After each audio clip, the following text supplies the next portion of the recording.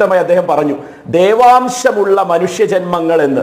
അതേ മിസ്റ്റർ നാരായണൻ നമ്പൂതിരി, കുറെ പേർ തലച്ചോറിൽ നിന്നും, കുറെ പേർ ഉദരത്തിൽ നിന്നും, കുറെ പേർ ബാഹുക്കളിൽ നിന്നും, കുറെ പേർ പാദങ്ങളിൽ നിന്നും, ഇനി അതൊന്നും അല്ലാത്തൊരു 5ാം വിഭാഗക്കാരും ഉണ്ട് എന്ന് വിശ്വസിക്കുന്ന ആ വിഭാഗങ്ങളായി ഇന്ത്യൻ ജനതയെ കാണണം എന്ന് മതത്തിന്റെ പേര് പറഞ്ഞും വേദത്തിന്റെ പേര് പറഞ്ഞും മനുശാസ്ത്രത്തിന്റെ പേര് പറഞ്ഞും രാഷ്ട്രീയം കളിക്കുന്ന നിങ്ങളോട് എനിക്ക് പ്രത്യേകിച്ച് ആ വിഷയത്തിൽ തർജ്ജമ ചെയ്ത് മനസ്സിലാക്കാൻ പറ്റാത്തതിന്റെ അർത്ഥങ്ങളെ പറ്റി ഒന്നും പറയാനില്ല. മറ്റ് 2 മാന്യദേഹങ്ങൾ എനിക്ക് അയച്ചു തന്ന പോസ്റ്ററിൽ കാണുന്നത് സാമൂഹിക നിരീക്ഷകർ എന്നാണ് 2 പേരുടെയും പേരിന്റെ താഴെ. പക്ഷെ ഇനി തൊട്ട് അവരുടെ പേര് മാറ്റണം, കൊടുക്കുന്നവർ എന്നാക്കണം. കാരണം അവർ 2 പേരും പ്രയോഗിച്ചത് അങ്ങനെയായിരുന്നു. അൺപാർലമെന്ററി ആയിട്ട് ഒരു ചർച്ചയിൽ ഉപയോഗിക്കരുത് എന്നുള്ളത് കൊണ്ട് തന്നെയാണ് ഞാൻ ഈ ആക്ഷൻ കാണിച്ചത്. ആ വാക്കിനോട് നല്ല പ്രിയപ്പെട്ട പ്രൊഫസർ സ്റ്റാൻലി സെബാസ്റ്റ്യനും പ്രിയപ്പെട്ട വിദ്യാസാഗർ ഗുരുമൂർത്തിയും ആ വാക്കിനെ അന്വർത്ഥമാക്കിക്കൊണ്ട് തന്നെ ചർച്ചയെ മുൻനീളം മുന്നോട്ട് കൊണ്ടുപോയി. ആ പണി തന്നെയാണ് നിങ്ങൾക്ക് നല്ലത്. ഇനി പോസ്റ്റ് കാർഡ് അടിക്കുന്ന സമയത്ത് സാമൂഹിക നിരീക്ഷകർ എന്നോ ഒന്നും വെക്കുന്നതിന് പകരം ചെയ്തു കൊടുക്കുന്നവർ എന്ന് പറയണം. ആർക്ക് എന്ന് പ്രത്യേകിച്ച് പറയണ്ടല്ലോ. 1-2 കാര്യങ്ങളും കൂടി വസ്തുതാപരമായി മുന്നോട്ട് വെച്ചോട്ടെ. അത് ശങ്കരാചാര്യരെ പറ്റി അല്ല, അനിൽ 3 പേര് പറഞ്ഞിട്ട് ഒരാൾക്ക് മാത്രം മറുപടി തരാനുള്ള.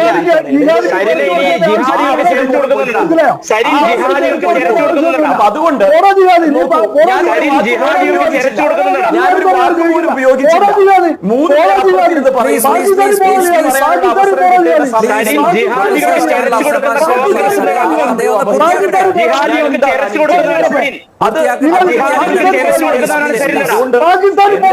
അപഹരിക്കരുത് എന്ന് ഞാൻ ആവർത്തിച്ച്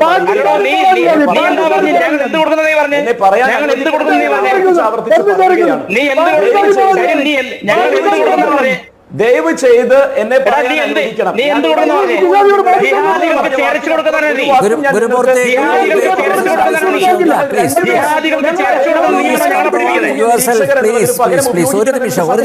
പൂർത്തിയാക്കട്ടെ.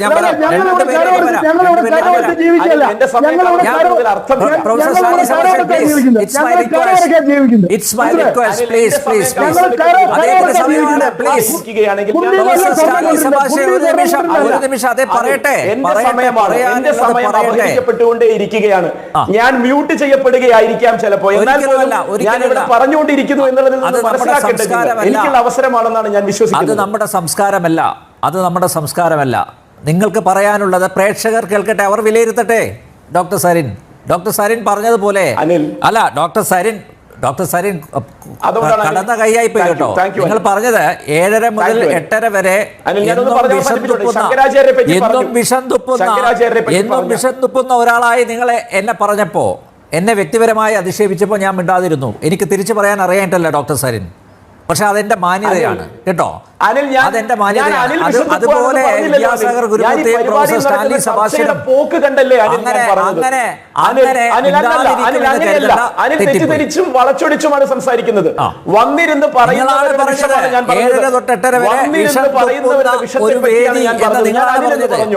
അത് ഞങ്ങളെ പരസ്യമായി അധിക്ഷേപിക്കുന്നത് പോലെയാണ്. പക്ഷേ എനിക്ക് പറയാനുണ്ട് പലതും. അത് ഞാൻ പറയാത്തത് എന്റെ മാന്യത കൊണ്ടാണ്, എന്റെ മര്യാദ കൊണ്ടാണ്. അല്ലാതെ ഇതൊന്നും തിരിച്ചു പറയാൻ നിങ്ങൾക്ക് ഉരുളക്കുപ്പേരി പോലെ കൊടുക്കാനുള്ള എല്ലാ ഉള്ളടക്കവും എന്റെ കയ്യിലുണ്ട്. പക്ഷേ ഞാൻ മാന്യത കാണിക്കുകയാണ് സരിൻ. അതുപോലെ ആക്ഷനും വേണ്ട, പ്രേക്ഷകർ വിലയിരുത്തട്ടെ. ഡോക്ടർ സരിനിൽ നിന്ന് നിങ്ങൾ വളരെ പക്വതയായി പ്രതികരിക്കുന്ന ഒരാളാണ്, സംവാദത്തിൽ പങ്കെടുക്കുന്ന ഒരാളാണ് ഡോക്ടർ സരിൻ. നിങ്ങൾ മാറിപ്പോയി. ഈ പ്രതീക്ഷിക്കുന്നതിനപ്പുറത്തേക്ക് വസ്തുതകളെ വളച്ചൊടിച്ച് പറയുന്നവരിൽ നിന്ന് ഞാൻ എന്താണ് തിരികെ മറുപടി പറയേണ്ടത്? അനിൽ, ഓക്കെ, എന്തായാലും കൺക്ലൂഡ് ചെയ്യാം പ്ലീസ്. നിങ്ങളുടെ വാദത്തിലേക്ക് വരാം, അത് പൂർത്തിയാക്കാം. ഞാൻ ഒരു കാര്യം കൂടി പറയുന്നുള്ളൂ. പ്രിയപ്പെട്ട ശങ്കരാചാര്യർ ഇവിടെ ചർച്ചയിൽ കോട്ട് ചെയ്തിരുന്നു. ഹിന്ദുമത ആചാര്യനായ ശങ്കരാചാര്യർ പറഞ്ഞിരിക്കുന്നത് അയോധ്യയിൽ ഇനിയും പുനഃപ്രതിഷ്ഠ നടത്തേണ്ട സാഹചര്യമാണ് എന്നാണ്. ധൃതി പിടിച്ച് നടത്തിയ പ്രതിഷ്ഠ ഇവിടെ കളങ്കമാണ് എന്ന് പറഞ്ഞൊരു പരാമർശം ഈ ഇടയ്ക്ക് ഉണ്ടായിരുന്നു. അതൊന്നും ചർച്ച ചെയ്തിട്ടുണ്ടാവില്ല. അങ്ങനെ പറഞ്ഞതും ഹിന്ദുമതത്തിന്റെ ഏറ്റവും പരമപൂജ്യനായ ആരാധ്യനായിട്ടുള്ള ശങ്കരാചാര്യരാണ്. ആലോചിച്ച് നോക്കണം. രാഷ്ട്രീയത്തിന് വേണ്ടി മതത്തെ ഉപയോഗപ്പെടുത്തുമ്പോഴുള്ള അപകടങ്ങളിലേക്ക് ഈ രാജ്യം കൂപ്പുകുത്തിക്കൊണ്ടിരിക്കുകയാണ്. ഓക്കെ, ആ അവസ്ഥയിലാണ് ഞാനിപ്പോ വീണ്ടും അതുകൊണ്ടാണല്ലോ നരേന്ദ്രമോദി അധികാരത്തിൽ. മൻമോഹൻ സിംഗ് 2006 മുതൽ G7 ഉച്ചകോടിയിൽ പങ്കെടുത്ത ആളാണ്. 2 വർഷം കൂടുതൽ നടക്കുമ്പോ അല്ല, ഞാൻ അതുകൊണ്ടാണ് പറയുന്നത്. നരേന്ദ്രമോദി വന്നതിന് ശേഷം എന്തോ G7 വിളിച്ചു കൊണ്ടുപോവാണെന്ന് ഇവിടെ നാരായണൻ നമ്പൂതിരി അദ്ദേഹം പറയുന്നത് കേട്ടു. 2006 മുതലുള്ള ഫോട്ടോസ് എടുത്ത് നോക്കിയാൽ നിങ്ങൾക്ക് അതൊക്കെ മനസ്സിലാവും. വെറുതെ ഇരുന്ന് ജനങ്ങളെ പറഞ്ഞു പറ്റിക്കുന്ന വിധത്തിലേക്ക് ചർച്ചകൾ കൊണ്ടുപോകുമ്പോൾ ഇടപെടേണ്ടി വരുന്നതാണ് ഞാൻ. അതുകൊണ്ടാണ് ഞാൻ അത് തന്നെ പറയേണ്ടിയും വന്നത്. അതുകൊണ്ട് G7 ഉച്ചകോടിയിൽ ആദ്യമായി ക്ഷണിക്കപ്പെടുന്ന പ്രധാനമന്ത്രി ക്ഷണിക്കപ്പെട്ട ആളൊന്നല്ല. 2006 മുതൽ വരെ മൻമോഹൻ സിംഗ് അവിടെ ഉണ്ടായിരുന്നു. അല്ല, ഞാൻ പറയുകയാണ്, താങ്കൾക്ക് ഞാൻ ക്ലാരിറ്റി തരികയാണ്. പക്ഷെ ഞാൻ ക്ലാരിറ്റി തന്നതാണ്. ഞാൻ മൻമോഹൻ സിംഗ് ഫോട്ടോയ്ക്ക് നിന്നത് എവിടെ, നരേന്ദ്രമോദി നിന്നത് എവിടെയെന്ന് മാത്രം ക്ലാരിറ്റി തന്നതാണ് ഞാൻ. അല്ല, തെറ്റിദ്ധരിക്കേണ്ട ആരും. ഞാന് അതെ, നരേന്ദ്രമോദി അതിന്റെ ഫോട്ടോയ്ക്ക് നിന്നത് എവിടെ എന്നുള്ളത് പരിശോധിക്കണം. 2008 ലോകം സാമ്പത്തിക മാന്ദ്യത്തിന്റെ ഒത്ത നടുക്ക് നിന്ന സമയത്ത് ഈ രാജ്യം മാത്രം അതിനെ അതിജീവിച്ചത് എങ്ങനെയെന്ന് ലോകരാജ്യങ്ങൾ കൈയടിച്ച് സ്വീകരിച്ച മൻമോഹൻ സിംഗിനെ നിങ്ങൾ മറക്കും. ഡോക്ടർ സരിൻ, സമയം അതിക്രമിച്ചിരിക്കുന്നു. അതുകൊണ്ടാണ് ഞാൻ ഇടപെടുന്നത്. മറ്റേ രണ്ടുപേരിലേക്ക് കൂടെ പ്ലീസ് കോപ്പറേറ്റ് വിത്ത് മീ. ലോകബാങ്കിന്റെ ഏജന്റായി ഇന്ത്യയിൽ ധനകാര്യമന്ത്രിയായി വന്ന മൻമോഹൻ സിംഗിനെ ചിലപ്പോൾ മറന്നു വരും. പക്ഷെ നരസിംഹറാവുവിനെ ഞങ്ങൾ മറക്കില്ല. നെഹ്റുവിയൻ സോഷ്യലിസത്തിൽ നിന്ന് മാറി ഇന്ത്യയെ ഒരു സാമ്പത്തിക ശക്തിയാക്കാൻ തുടക്കം കുറിച്ച നരസിംഹറാവുവിനെ ഞങ്ങൾ മറക്കില്ല. അയാളെ സ്വന്തം ശവം സംസ്കരിക്കാൻ പോലും AICC ഓഫീസിൽ റാവുവിന്റെ ശവശരീരം കൊണ്ടുപോകാൻ പോലും തയ്യാറാകാത്ത അനിൽജി ഒരു കാര്യം ഫെബ്രുവരി ഡോക്ടർ സരിൻ പ്ലീസ് RSS എന്ന് പറയുന്ന സംഘടനയെ നിരോധിച്ച ചന്തപ്രസംഗം നടത്തുകയാണ്. കോൺഗ്രസ് കമ്മിറ്റിയുടെ പ്രസംഗം നടത്തുകയാണ്. Doctor Sarin please cooperate. ഒരു കാര്യം പറഞ്ഞോട്ടെ. അയാൾ മറുപടി ഭയക്കുന്നു. അതുകൊണ്ടാണ് ഇങ്ങനെ ചിലച്ചോണ്ടിരിക്കുന്നത്. അയാൾ മറുപടി ഭയക്കുന്നു, അതാണ് ഇങ്ങനെ ചിലച്ചോണ്ടിരിക്കുന്നത്. അയാൾ മറുപടി ഭയക്കുന്നു, അതാണ് കാര്യം. സർദാർ വല്ലഭായ് താങ്കൾക്ക് പറയാം. അയാൾ മറുപടി ഭയക്കുന്നു. ഒരു കാര്യം അനുജി ഞാൻ പറഞ്ഞോളൂ. അതായത് ഇപ്പോ കോൺഗ്രസ് മാർപ്പാപ്പയെ മാത്രമല്ല അവഹേളിച്ചത്. ഈ സരിൻ എന്ന് പറഞ്ഞവൻ ഹിന്ദുക്കളുടെ ഏറ്റവും പവിത്രമായ പുരുഷ സൂക്തത്തെയാണ് അപമാനിച്ചിരിക്കുന്നത്. പുരുഷ സൂക്തത്തില് പിന്നെ ബ്രാഹ്മണൻ വായിൽ നിന്നും മറ്റുള്ള ഊരുക്കളിൽ നിന്ന് ബാഹുക്കളിൽ നിന്ന് ക്ഷത്രിയനും തുടയിൽ നിന്ന് വൈശ്യനും പാദത്തിൽ നിന്ന് ശൂദ്രനും ഉണ്ടായെന്ന് പറഞ്ഞതിനെ പുരുഷ സൂക്തത്തെ വരെ അവഹേളിച്ചിരിക്കുന്നു. ഇവരൊക്കെയാണ് പശുക്കിടാവിനെ മുസ്ലിങ്ങളെ പ്രീണിപ്പിക്കാൻ വേണ്ടി നടുറോട്ടിട്ട് അറക്കുന്നത്. അപ്പോ ഹിന്ദുക്കളുടെ പുരുഷ സൂക്തത്തെ അപമാനിച്ച ഇവനൊക്കെയാണ് ഹിന്ദുക്കൾക്കെതിരെ ഹിന്ദു പേരിൽ ധരിച്ചുകൊണ്ട് ആട്ടും തൊട്ട് ചെന്നായ പോലെ പ്രവർത്തിക്കുന്നത്. ഇത് ജനങ്ങൾ ഇന്ത്യ മുഴുക്ക തിരിച്ചറിഞ്ഞതിന്റെ ഫലമാണ് കോൺഗ്രസ് നിന്ന് നശിച്ച് നാടാണക്കിന് പിടിച്ചിരിക്കുന്നത്. ഒന്ന്. രണ്ടാമത്തെ ഒരു കാര്യം പറയട്ടെ.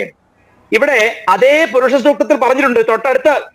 ആദ്യത്തെ സൂക്തത്തിന് തൊട്ടടുത്ത സൂക്തം ഭാഗം പറയുന്നത് പുരുഷ ഏവേദകം സർവം യദ്ഭൂതം യച്ച ഭവ്യം എന്നാണ്. ഈ സാക്ഷാൽ പുരുഷൻ എന്നറിയപ്പെടുന്ന സാക്ഷാൽ ഭഗവാൻ ഈശ്വരൻ തന്നെയാണ്. ഉണ്ടായിട്ടുള്ളതും ഉണ്ടാവാൻ പോകുന്നതുമായ എല്ലാ ജീവജാലങ്ങളും ഈ ഈശ്വരൻ തന്നെയാണെന്ന് അതേ പുരുഷ സൂക്തത്തിൽ പറഞ്ഞിട്ടുണ്ട്. എല്ലാ ജീവജാലങ്ങളും എന്ന് പറഞ്ഞാൽ അവിടെ ശൂദ്രനും മനുഷ്യനും മൃഗങ്ങളും എല്ലാം, ശൂദ്രനടക്കമുള്ള എല്ലാ ജാതികളും പെട്ടു. അപ്പൊ എല്ലാം ഈശ്വരൻ തന്നെ എന്ന് പറഞ്ഞ ശേഷമാണ് ഓരോ വർണ്ണവിഭാഗങ്ങൾ എങ്ങനെ ഉണ്ടായെന്ന് പറഞ്ഞിരിക്കുന്നത്. ഒന്നും പഠിക്കാതെ മാഡത്തിന്റെ അടിപ്പാവടെ ഇളക്കി നടന്നാൽ ഇങ്ങനെ വിളിച്ചു പറയേണ്ടി വരും. അല്ല, ഞാൻ പറയേണ്ടി വരുന്നത് അയാൾ പറഞ്ഞു ഞങ്ങൾ എന്തോ ചെയ്തു കൊടുക്കുന്നവരാണെന്നല്ലേ. അത് ഞാൻ കേട്ടു. പക്ഷെ എന്താണ് അവൻ ഉദ്ദേശിച്ചത് എനിക്ക് മനസ്സിലായില്ല. ഒരു കാര്യം പറയാം. നിങ്ങൾ ഇന്റർനെറ്റ് എടുത്ത് നോക്കൂ. പണ്ഡിറ്റ് ചാച്ചാജി നെഹ്റു, ഈ എഡ്വിൻ മൗണ്ട് ബാറ്റൻ അയാളെ പഠിച്ച് ചുംബിക്കുന്നതും ഇതേ നെഹ്റു മൗണ്ട് ബാറ്റൻ പ്രഭുവിന് ചെരച്ചു കൊടുക്കുന്ന ചിത്രങ്ങൾ ഞാൻ ഉണ്ടാക്കിയതല്ല. അത് അയാൾ ചെയ്ത പ്രവൃത്തിയാണ്. അതാണ് ഞാൻ പറഞ്ഞത്. ഒരു കാര്യം മനസ്സിലാക്കണം. മതേതരത്വത്തിന്റെ പേര് പറഞ്ഞ് ഇവിടുത്തെ ഹിന്ദുക്കളെ കാലങ്ങളെ പറ്റിച്ച് മൂലയ്ക്കാക്കിയ കോൺഗ്രസിനെ ഇനി ഈ ഹിന്ദുധർമ്മം നിലനിൽക്കുന്ന കാലം വരെയും ജനങ്ങൾ തെരഞ്ഞെടുക്കുകയില്ല എന്ന കാര്യത്തിൽ ഉറപ്പിച്ചോളൂ. നിങ്ങളുടെ മനസ്സിലിരിപ്പ് ജിഹാദികൾക്ക് വേണ്ടിയിട്ട് സഹായം ചെയ്യുന്നുള്ളതാണ്. അതാണ് ഇവിടെ സൈനികടക്കമുള്ളവര് എന്തിന്റെ ബലത്തിലാണ് സംസാരിക്കുന്നത്.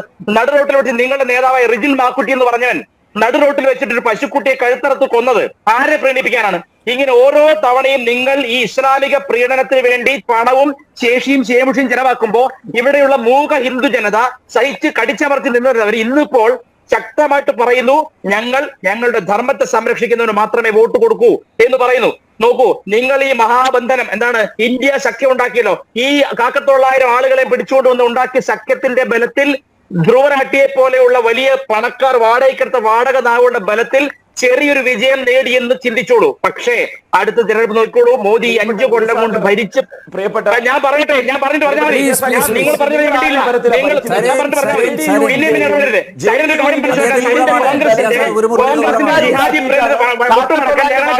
ഹിന്ദു ധർമ്മത്തെ അവഹേളിച്ചാൽ നിന്നെ ഹിന്ദു ധർമ്മത്തെ അവഹേളിച്ചാൽ നിന്നെയൊക്കെ റോഡിലിട്ട്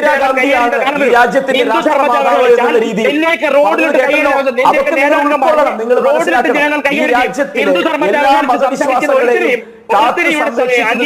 നിലകൊള്ളുന്ന ഭരണഘടനാപരമായി ഈ രാജ്യം നിലനിൽക്കണമെന്ന് ആഗ്രഹിക്കുന്ന അവിടെ കാഴ്ചവെട്ടിൽ നിൽക്കാൻ ജനങ്ങളെ കാണണമെന്ന് ആഗ്രഹിക്കുന്ന പ്രജാപരിപാലനമാണ് ഈ രാജ്യത്ത് നടക്കേണ്ടതെന്ന് വിശ്വസിക്കുന്ന രീതിയിലുള്ള പകരം പൗരന്മാരാണ് തുല്യ അവകാശമുള്ളവരാണ് എന്ന് കാണുന്ന നിങ്ങൾക്ക്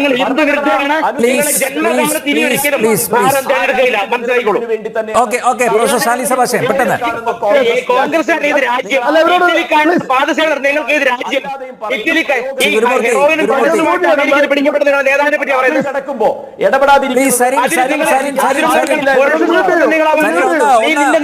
പുരുഷ സൂക്തത്തെ പറഞ്ഞു. പുരുഷ സൂക്തത്തെ നീ അപമാനിച്ചു. ഇനി നീ സംസാരിക്കാൻ പാടില്ല. ഞാൻ ഇയാൾക്കൊരു മറുപടി പറയട്ടെ.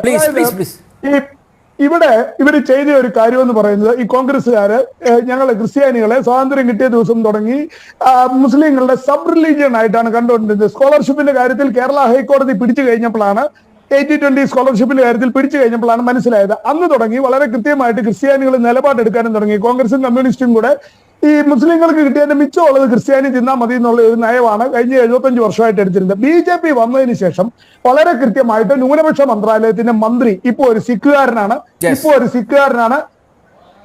അത് കഴിഞ്ഞിട്ട് അതിന്റെ ന്യൂനപക്ഷ കമ്മീഷൻ ചെയർമാൻ ഒരു സിഖുകാരനാണ്, മന്ത്രി ഒരു ബുദ്ധനാണ്, ഒരു സഹമന്ത്രി കേരളത്തിൽ നിന്നുള്ള ഒരു ക്രിസ്ത്യാനിയാണ്. മാത്രമല്ല ഈ അതിന്റെ അകത്തുനിന്നും ഈ പാകിസ്ഥാൻവാദികളെ എല്ലാം അടിച്ച് തെളിച്ച് പുറത്താക്കുകയും ചെയ്തു. പോപ്പിനൊരു ഇച്ചിരി സന്തോഷം തോന്നിക്കാണും മോഡിയെ കണ്ടു കഴിഞ്ഞപ്പം. ഇവിടെയുള്ള ക്രിസ്ത്യാനികൾക്ക് ന്യായമായ ആനുകൂല്യങ്ങൾ കൊടുക്കാൻ ഈ ഗവൺമെന്റ് തീരുമാനം എടുത്തു എന്നുള്ളതിന്റെ അകത്ത് മോഡിയെ പോപ്പൊന്ന് അഭിനന്ദിക്കുകയും ചെയ്തു. സാരിനോ ഇവിടുത്തെ പാകിസ്ഥാൻ കോൺഗ്രസിനോ ചെയ്യാൻ പറ്റുന്ന കാര്യമെങ്കിൽ ചെയ്യുക, ബാക്കി നമുക്ക് കാണേണ്ടിടത്ത് വെച്ച് കാണാം. അതുകൊണ്ട് വിരട്ടും വിലപേശലും ഒന്നും വേണ്ട. നരേന്ദ്രമോദിയാണ് ഭരിക്കുന്നത്. നിന്നെയും നിന്റെ കോൺഗ്രസിനെയൊക്കെ എങ്ങനെ ഭരിക്കണമെന്ന് കൃത്യമായിട്ട് പുള്ളി കാണിച്ചു തരും. അതുകൊണ്ട് ആ വിരട്ടും വിലപേശലും ഒക്കെ പാകിസ്ഥാനി വെച്ചാൽ മതി. കോൺഗ്രസ് ക്രിസ്ത്യാനിയെ അപമാനിക്കാനോ ഞങ്ങളുടെ പോപ്പിനെ അപമാനിക്കാനോ ഞങ്ങളുടെ ആനുകൂല്യങ്ങൾ തട്ടിപ്പറിക്കാനോ ഒന്നും പോരണ്ട. ആ പണിയൊന്നും നടക്കത്തുമില്ല. അത് എന്ത് ചെയ്യണമെന്ന് കേന്ദ്ര ഗവൺമെന്റിന് അറിയാം. ആസാദികാരലൊക്കെ ഉണ്ടല്ലോ, JNUവിന് വിളിച്ച ആസാദികാരലൊക്കെ ഉണ്ടല്ലോ. പറ്റുമെങ്കിൽ റോഡിലോട്ടൊന്ന് ഇറങ്ങി നോക്കുക ആസാദികാരലുമായിട്ട്. അന്നേരം ഗവൺമെന്റ് മറുപടി പറയുക. അതിന് അത് കോൺഗ്രസ്സുകാരോട് പറയാം. നിങ്ങൾ JNUവിലെ ആസാദി കേരളം ഒന്ന് വിളിച്ചു നോക്ക്, ഇറങ്ങാമെങ്കിൽ ഒന്ന് ഇറങ്ങി നോക്ക്. അന്നേരം മനസ്സിലാവും കേന്ദ്ര ഗവൺമെന്റിന്റെ ശക്തി എന്താണെന്ന്. അതുകൊണ്ട് ട്രോളുകൾ പരിപാടി ഒന്നും ഒക്കെ നിങ്ങൾ വീട്ടിലയക്കോ. അത് മാർപ്പാപ്പയെ തൊട്ട് കളിക്കണ്ട, ഈ രാജ്യത്തിന്റെ പ്രധാനമന്ത്രിയെ തൊട്ട് കളിക്കണ്ട. അത്രേ പറയാനുള്ളൂ. എന്തായാലും കോൺഗ്രസ് വിവാദ പരാമർശം പിൻവലിച്ചെങ്കിലും വരും ദിവസങ്ങളിൽ ഈ പരാമർശം കോൺഗ്രസിന് കൂടുതൽ മുറിവുകൾ ഉണ്ടാക്കുമെന്ന കാര്യത്തിൽ സംശയമില്ല. ജനറൽ ഡിബേറ്റ് ഇവിടെ പൂർണ്ണമാകുന്നു. ചർച്ചയിൽ പങ്കെടുത്ത എല്ലാ അതിഥികൾക്കും നന്ദി. ഒപ്പം പ്രേക്ഷകർക്കും.